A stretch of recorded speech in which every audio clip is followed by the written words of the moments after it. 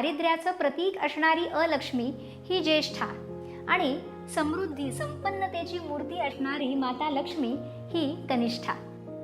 गणपती हा यांचा भाऊ मानला जातो. तर काही कुळांमध्ये माता गौरी म्हणजेच पार्वती देवीला कनिष्ठा म्हणून पूजलं जातं. तर भगवान शंकरांनी त्यांच्या जटेमध्ये धारण केलेल्या गंगा मातेला ज्येष्ठा म्हणजेच गौरी मातेची मोठी बहीण म्हणून पूजलं जातं. गणपती हा तिचा पुत्र.